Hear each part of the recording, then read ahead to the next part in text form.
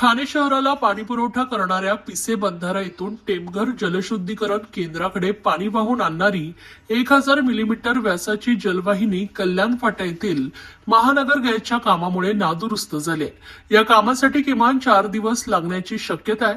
त्यामुळे ठाणे शहराच्या पाणीपुरवठ्यावर परिणाम होणार असून महापालिकेने ठाण्यात 50% पाणी कपात लागू केली आहे।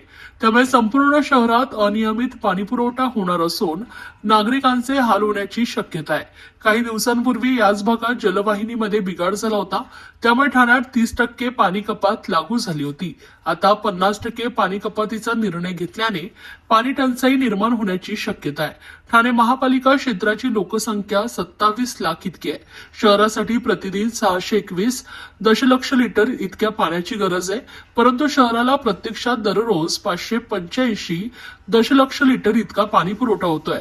त्यामध्ये महापालिकेच्या स्वतःच्या पाणीपुरवठा योजनेतून 250 दशलक्ष लिटर, महाराष्ट्र औद्योगिक विकास महामंडळाकडून 135 दशलक्ष लिटर, स्टेप कंपनीकडून 115 दशलक्ष लिटर आणि बृहमुंबई महानगरपालिकेकडून 85 दशलक्ष लिटर इतका पाणी पुरवठा करण्यात येतोय।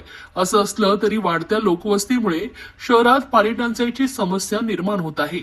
असं असतानाच महापालिका स्वतःच्या योजनेसाठी भातसा नदीवरील पिसे बंधाऱ्यातून पाणी उचलून त्याचा शहरात पुरवठा करते।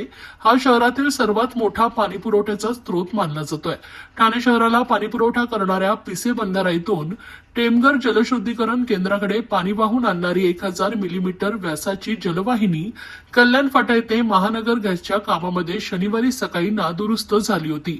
कल्याण फाटा येथील दुरुस्तीचं काम पूर्ण नाही होत तोच गुरुवारी 11 डिसेंबर दुपारी दुसऱ्या ठिकाणी पुन्हा नादुरुस्त झालाय। पाणीपुरवठा विभागामार्फत जलवाहिनीच्या दुरुस्तीचं काम तातडीनं सुरू करण्यात आलंय। मात्र जलवाहिनी जुनी व प्रिस्ट्रिक्स कॉन्क्रीट पद्धतीच्या असल्यामुळे दुरुस्तीच्या कामासाठी अजून 4 दिवस वेळ लागण्याची शक्यता आहे। या कारणामुळे ठाणे शहरात होणारा पाणीपुरवठा कमी झाला असून शहरामध्ये 50% पाणी कपात लागू करण्यात येत आहे।